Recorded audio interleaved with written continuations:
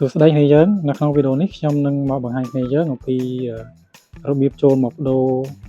Gmail មុនតុននៅក្នុង game Mobile Legends របស់យើងអញ្ចឹងសម្រាប់ការបដូរហ្នឹងគឺវាអត់មានអីពិបាកទេហ្នឹងហើយដោយជំហានដំបូងអ្នកនរគ្នាគ្រាន់តែចូលមកកាន់ game Mobile Legends របស់យើងមកហើយយើងយកមកលើរូប profile game របស់យើងបន្តមកទៀតមកដល់កន្លែងនេះអ្នកនរគ្នាយកពាក្យថា account បន្តមកទៀតមកដល់កន្លែងនេះអ្នកនរគ្នាយកពាក្យថា account center នេះខាងលើគេនេះកន្លែង 3 នេះ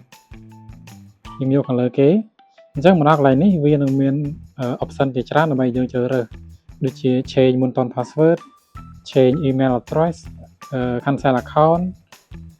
device management អីចឹងទៅអញ្ចឹងបើសិនជាយើងចង់ដូរ Gmail យើងយកអាមួយនេះមកនេះ change email address យើងចុចលើវាមួយទៅយើងធ្វើការរងចាំបន្តិចអញ្ចឹងមកដល់កន្លែងនេះយើងចុច send code កន្លែងនេះមក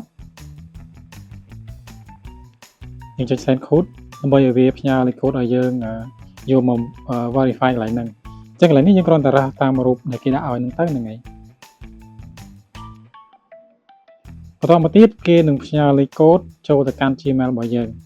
អញ្ចឹងកន្លែងនេះយើងធ្វើការរងចាំបន្តិចទៅ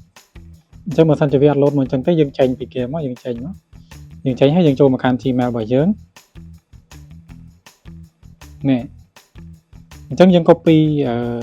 លេខ code នេះមកយើង copy លេខ code នេះមកបន្ទាប់មកយើងយកមកបំពេញកន្លែងនេះលេខ code 6ខ្ទង់ហ្នឹងបន្ទាប់មកយើងចុច confirm ខាងក្រោមនេះកន្លែងពណ៌លឿងហ្នឹង confirm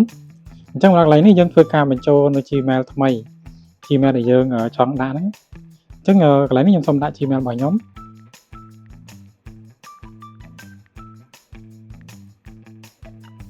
ដាក់ Gmail របស់ខ្ញុំ